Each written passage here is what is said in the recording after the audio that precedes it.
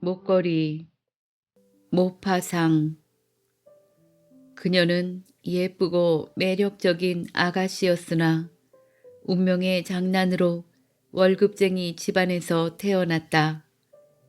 그녀에게는 지창금도 희망도 없었으며 돈 많은 남자의 눈에 띄어 사랑을 하고 결혼할 가능성도 없었다. 그래서 그녀는 교육청의 하급 공무원과 결혼할 수밖에 없었다. 그녀는 몸치장을 할 여유가 없었기 때문에 검소하게 차리고 있었으나 신분에 맞지 않는 결혼을 한 여느 여인처럼 불행했다. 왜냐하면 여자에게는 계급이라든가 혈통, 가문보다 그녀들의 아름다움이라든가 우아함, 그리고 매력 같은 것이 더 도움이 되기 때문이다. 타고난 섬세함과 본능적인 우아함, 부드러운 재치가 있다면 서민의 딸이라도 고귀한 부인들과 동등한 대우를 받을 수 있었다. 그녀는 자신이 세상의 모든 고상하고 호화스러운 것 속에서 살아야 할 운명을 타고났다고 생각하고 있었기 때문에 더러운 벽, 낡은 의자, 바랜 커튼처럼 가난에 찌들어 있는 지금 자신의 집을 견딜 수가 없었다. 그녀와 같은 입장에 있는 다른 여자들이라면 생각지도 못할 그런 모든 일이 그녀를 괴롭혔고 그녀의 비위를 건드렸다. 자기 집의 초라한 살림살이를 돌보는 브레타뉴 출신의 어린 식모를 볼 때마다 그녀의 마음속에서는 절망적인 후회와 잃어버린 꿈이 되살아났다. 그녀는 동양적인 도배지를 바른 조용한 응접실에 밝힌 높은 청동 촛대를 상상했고 난로의 훈훈한 온기로 인해 큰 안락의자에서 잠이 든 짧은 바지를 입은 덩치가 큰 하인들도 상상했다. 고풍스러운 비단을 들이운 커다란 응접실, 귀중한 골동품이 놓인 우아한 가구, 모든 여자들이 부러워하고 동경하는 저명한 남성들과 오후 5시에 대화를 나눌 수 있는 향수가 뿌려진 귀여운 방들도 떠올려 보았다. 사흘 동안 식탁을 덮고 있는 식탁보 위에 저녁 밥상을 차려놓고 맛있는 수프로군. 이것보다 더 맛있는 것은 없어. 라고 기쁘게 말하면서 수프 그릇의 뚜껑을 여는 남편과 마주 앉아 그녀는 고상한 만찬 요리며 빛나는 은식기들이며 요종의 숲속에서 논이는 고대인과 진귀한 새가 수놓아진 융단의 벽을 꿈꾸는 것이었다. 그녀는 옷도 보석도 아무것도 없었다. 그런데 그녀가 좋아하는 것이 바로 그것이었다. 그녀는 그 때문에 자기가 이 세상에 태어났다고 믿고 있었다. 그만큼 그녀는 남의 마음에 들고 선망의 대상이 되어 다른 사람을 매혹시키고 총애를 받고 구애받기를 간절히 원했다. 그녀에게는 잘 사는 친구가 하나 있었다. 수녀원에서 운영하는 학교를 다니던 시절의 친구였는데 이제는 그 친구를 만나는 일도 싫어하게 되었다. 그 친구를 만나고 집으로 돌아오면 을에 며칠 동안 슬픔과 후회와 절망과 비애로 울면서 격심한 고통을 느꼈기 때문이었다. 어느 날 저녁 남편이 손에 커다란 봉투를 들고 의기양양하게 집으로 돌아왔다. 이봐, 이거 당신 거야. 남편이 말했다. 그녀는 재빨리 봉투를 찢어 인쇄된 카드를 꺼냈다. 교육청 장관 조르주 랑포노 부부는 1월 18일 월요일 저녁 공관에서 열리는 야회에 루아젤 부부를 초대합니다. 그녀는 남편이 예상했던 것과는 달리 기뻐하기는커녕 초대장을 테이블 위에 던지면서 중얼거렸다. 이걸 어떻게 하란 말이에요? 아니 여보, 난 당신이 좋아할 줄 알았는데 당신은 변변히 외출도 못하는 마당에 좋은 기회가 아니겠소. 아주 좋은 기회지. 그걸 얻느라 얼마나 애를 썼는데 초대받기를 원하는 사람이 많아서 우리 같은 직원들에게는 얼마 배당되지도 않는 거라고. 고위층들이 전부 거기에 모일 거고 말이오. 그녀는 초라한 눈초리로 그를 보고 있다가 참지 못하고 이렇게 외쳤다. 거기에 모일 거 가란 말이에요.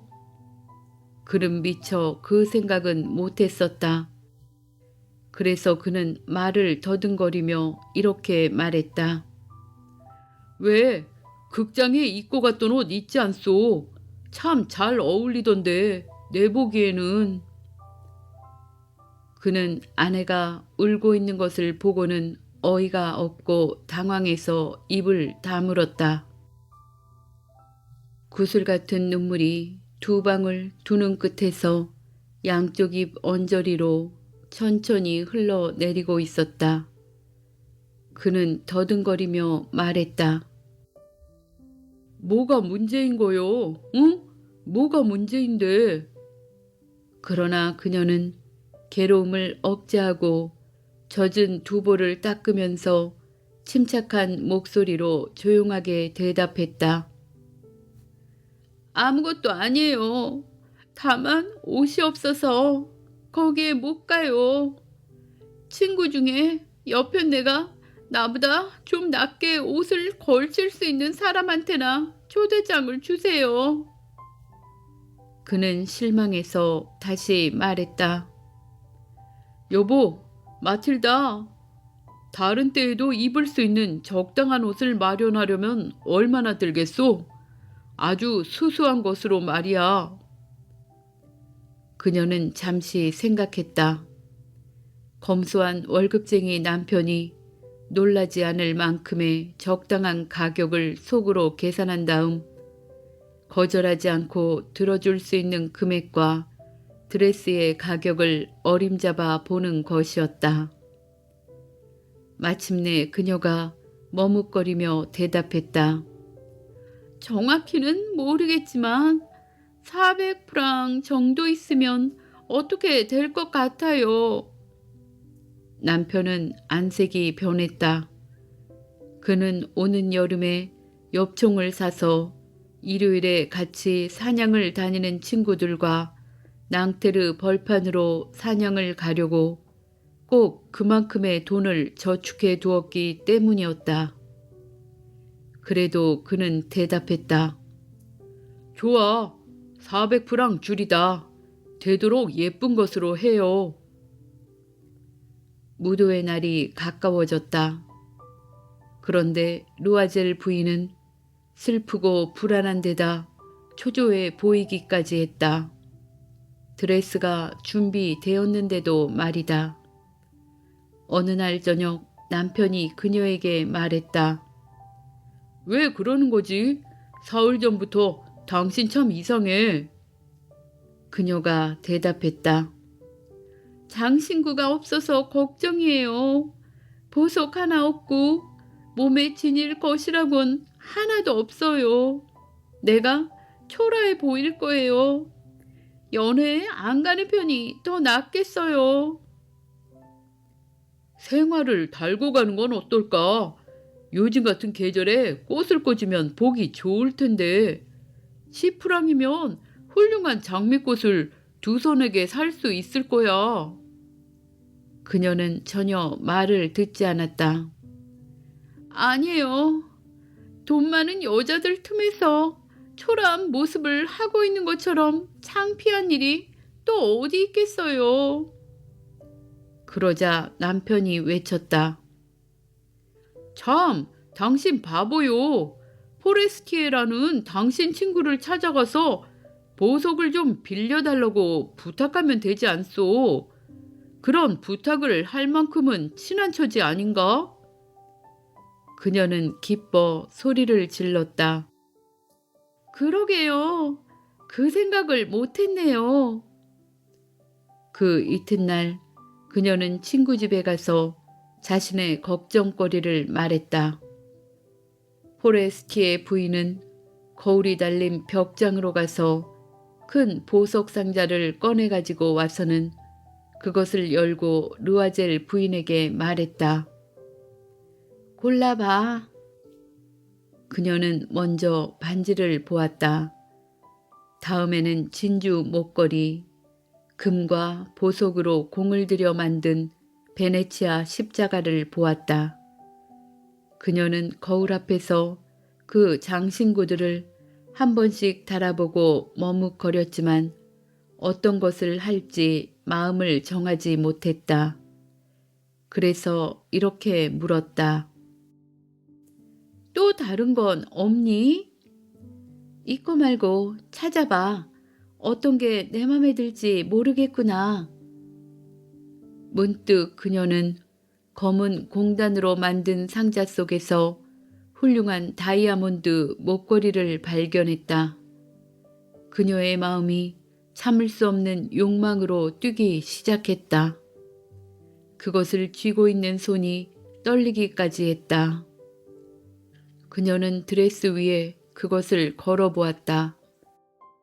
그리고 거울 속에서 황홀경에 빠져있는 자신의 모습을 보았다. 그리고는 주저하면서 불안한 목소리로 물었다. 이걸 빌려줄 수 있겠니? 이것만. 그럼 물론이지. 그녀는 친구의 목에 매달려 감격해서 키스를 하고 그 보배를 가지고 도망치듯이 돌아왔다. 무도의 날이 다가왔다. 로아젤 부인은 대인기였다. 그녀는 누구보다도 아름답고 우아하고 상냥했으며 미소를 머금은 얼굴로 기뻐서 미칠 지경인 마음을 다스려야 했다. 모든 남자들이 그녀를 보고 이름을 물었고 소개받고 싶어 했다. 내각의 관리들은 모두들 그녀와 왈츠를 추고 싶어 했다. 교육청 장관도 그녀를 주의 깊게 바라보았다. 그녀는 열광해서 쾌락의 기쁨에 도취되었고 자신의 아름다움이 거둔 승리, 그 성공의 영광, 자신에게 향하는 남성들의 온갖 존경과 찬미, 욕망과 여자의 마음에 찾아든 상쾌하고도 달콤한 승리와 행복한 구름 속에서 아무 생각도 할 수가 없었다. 그녀는 새벽 4시가 다 되어서야 집으로 돌아왔다. 남편은 다른 세 남자들과 함께 자정부터 작은 객실에서 반쯤 잠들어 있었고 그 신사의 아내들은 유쾌하게 놀고 있었던 것이다. 남편은 아내의 어깨에 돌아갈 때를 위해 가지고 왔던 옷을 걸쳐 주었다. 검소한 평상복이었는데 그 초라한 행색이 우아한 무도회의 드레스와는 대조적이었다. 그녀는 그것을 느끼고 호화로운 털옷에 휘감긴 다른 부인들에게 들키지 않으려고 서둘러 달아나려고 했다. 남편이 아내를 붙잡았다. 기다려. 이대로 밖에 나가면 감기 들겠소. 내 마차를 불러올 테니. 그러나 그녀는 남편의 말을 듣지도 않고 빨리 층계로 내려갔다. 그들이 거리에 나왔을 때 마차라고는 없었다. 그래서 멀리 지나가는 마차를 큰 소리로 부르면서 걷기 시작했다. 그들은 추위에 떨면서 세느강 쪽으로 내려갔다. 드디어 강가에서 낡은 야간 2인승 마차를 잡았다. 그런 마차는 파리에서는 밤이 아니면 볼 수가 없었다. 마치 낮에는 그 초라한 모습이 부끄럽다는 듯이 말이다. 그 마차는 그들을 마티르가의 집 앞까지 데려다 주었다. 그들은 서글픈 심정으로 계단을 올라갔다. 그녀의 일은 이제 모든 것이 끝났고 남편은 10시까지는 다시 직장에 가야 했다. 그녀는 자신의 빛나는 모습을 마지막으로 보려고 어깨에 둘렀던 옷을 벗고 거울 앞에 섰다. 그러다 돌연 소리를 질렀다. 목에 둘렀던 목걸이가 보이지 않았다. 벌써 반쯤 옷을 벗은 남편이 물었다. 무슨 일이오? 그녀는 남편을 휙 돌아다 보았다. 포레스티의 부인의 목걸이, 그 목걸이, 그게 없어요. 그는 어처구니가 없어 벌떡 일어났다. 뭐라고? 어떻게 그런 일이, 그럴 리가 있나? 그들은 드레스의 주름 속을, 호주머니 속을 남김없이 찾았으나 아무 곳에도 목걸이는 없었다. 남편이 물었다. 무도회에서 나올 때는 분명히 있었소? 그럼요. 공간의 복도에서 그것을 만져보았는걸요. 거리에서 떨어뜨렸다면 떨어지는 소리가 들렸을 텐데 아마 마차 속에 있을 거야. 네, 그럴 거예요. 그 번호를 봤어요? 아니, 당신도 못 봤어? 못 봤어요. 그들은 기가 막혀서 얼굴을 마주 쳐다보았다. 마침내 루아젤이 다시 옷을 입었다. 혹 떨어졌을지도 모르니 우리가 온 길을 다시 되짚어 보도록 할게. 남편이 나갔다. 그녀는 야회복을 입은 채 눌 기력도 없어 의자 위에 쓰러져서 온기가 없는 방에서 아무 생각 없이 있었다. 남편은 7시경에 돌아왔다. 그는 아무것도 찾지를 못했던 것이다. 그는 경시청과 신문사에 가서 현상금을 걸고 왔다. 소형 마차 조합에도 가보았다. 희망이 있는 일이라면 무엇이든지 모두 다 했다. 이 끔찍한 사태 속에서 그녀는 질겁한 채 막연히 기다렸다. 남편은 저녁 때 주름 잡히고 창백한 얼굴로 돌아왔다. 당신 친구한테 편지를 써요. 목걸이에 고리가 망가져서 고치러 보냈다고 말이오. 그러면 숨 돌릴 시간이 좀 있을 테니. 남편이 부르는 대로 그녀는 편지를 썼다. 주말이 되자 그들은 모든 것을 포기했다. 5년은 더 늙어버린 것 같은 남편이 말했다. 보석을 대신할 방도를 생각해야겠어. 이튿날 그들은 목걸이가 들었던 상자를 가지고 상자 속에 상호가 적혀있는 보석상으로 갔다. 보석상 주인은 장부를 조사했다. 그 목걸이는 우리가 팔지 않았습니다. 분명히 상자만을 판 것 같습니다. 그래서 그들은 이 보석상에서 저 보석상으로 다니면서 그것과 같은 목걸이를 기억을 더듬어가며 구하러 다녔다. 후회와 불안감으로 그들은 병이 날 지경이었다. 그들은 팔레 루아얄가의 어떤 상점에서 찾고 있는 것과 꽃 같은 다이아몬드 목걸이를 찾았다. 4만 프랑짜리였으나 3만 6천 프랑이면 살 수 있었다. 그래서 그들은 보석상에게 3일만 남에게 팔지 말라고 부탁을 했다. 그리고 만약 2월 말까지 잃어버린 물건을 찾으면 3만 4천 프랑으로 물러준다는 조건을 붙였다. 남편은 자신의 아버지가 남겨준 1만 8천 프랑을 가지고 있었다. 나머지는 어딘가에서 빌렸다. 그는 한 사람에게서 1,000프랑, 다른 사람에게서 500프랑, 여기서 5루이, 저기서 3루이 하는 식으로 돈을 꾸었다. 그는 차용증을 썼고 파멸할지도 모르는 계약을 맺었고 고리대금 업자를 비롯한 모든 돈 빌리는 사람들과 관계를 맺었다. 그는 모든 인생을 내던졌다. 갚을 수 있을지 없을지도 모르면서 서명을 했던 것이다.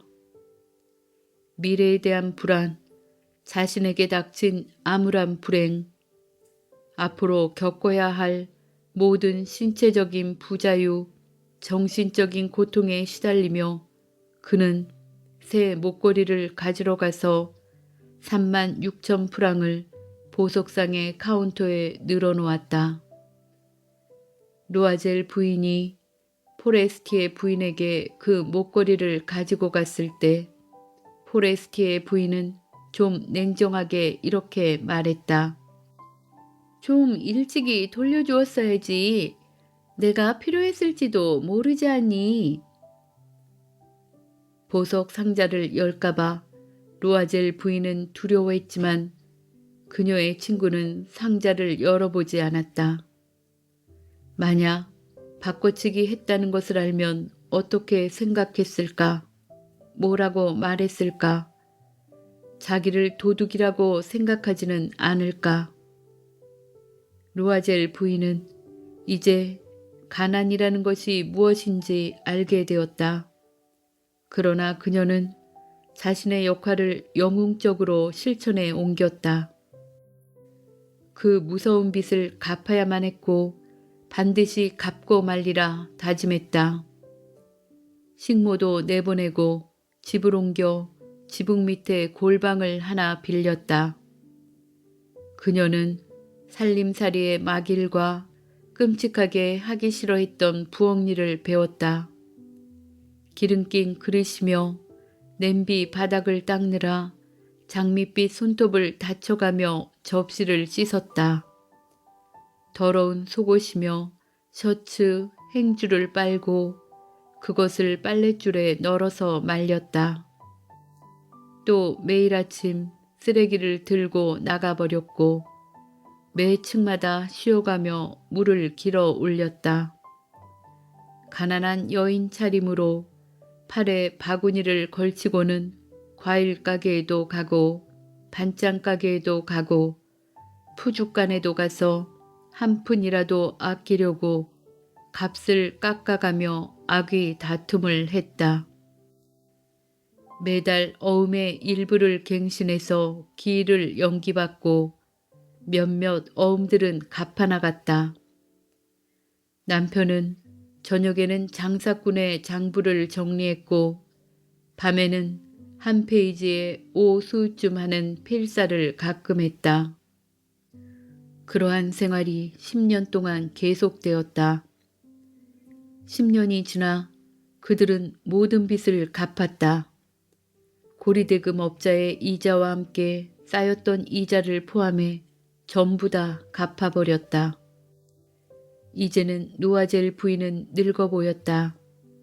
그녀는 가난한 가정에 억세고 무뚝뚝하고 거친 마누라가 되어버렸던 것이다. 머리도 제대로 안 빗었고 치마는 구겨졌으며 손은 발갛게 거칠어졌다. 큰 소리로 이야기를 했고 큰 양동이에 물을 담아 마룻바닥을 닦는 여자가 되었다. 그러나 남편이 사무실에 가고 없을 때면 그녀는 창문 앞에 앉아 옛날의 그 무도회, 자신이 그토록 아름답고 매력적이었던 그 무도회에 대해 생각했다. 그 목걸이만 잃어버리지 않았다면 어떻게 되었을까? 그걸 대체 누가 알 수가 있겠는가? 인생이란 그 얼마나 이상 야릇하고 무상한 일인가?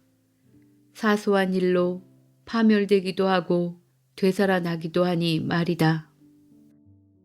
어느 일요일 그녀가 한 주일 동안의 피로를 풀기 위해서 상제리제 거리를 산책하고 있을 때 뜻밖에도 어린이를 데리고 걷는 한 여자를 보게 되었다. 포레스티의 부인이었다. 여전히 젊고 아름답고 매력적이었다. 루아젤 부인은 감개무량했다. 그녀에게 말을 걸어볼까?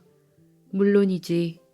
빚을 다 갚고 난 지금 모든 이야기를 그녀에게 하리라. 말해서 안 될 이유가 없지 않은가. 그녀는 포레스티의 부인에게 다가갔다. 잘 있었니, 잔느? 그녀의 친구는 그녀를 전혀 알아보지 못한 데다 행색이 초라한 여자가 자신을 그처럼 정답게 부르는 데에 깜짝 놀랐다. 그래서 말을 더듬거렸다. 그런데 부인, 저는 당신을 모르겠어요. 아마 잘못 보신 게죠? 아니, 난 마틸다 루아젤이야. 그 친구가 소리를 질렀다. 오, 가엾게도 마틸다, 너 참 변했구나. 그래, 고생을 많이 했단다. 너하고 헤어지고 나서 말이야. 엄청난 불행이었어. 이 모든 것도 다 너 때문이야. 나 때문이라니? 그건 왜? 내가 장관의 무도회에 가려고 내 다이아몬드 목걸이를 빌렸던 거 기억하지? 그래, 그런데 나는 그것을 잃어버렸지 뭐냐. 뭐? 너 나한테 돌려주었잖아. 똑같은 목걸이를 돌려준 거야. 그래서 우리는 그 빚을 갚느라 10년이 걸렸어. 너도 알겠지만 가진 게 없는 우리로는 쉬운 일이 아니었지.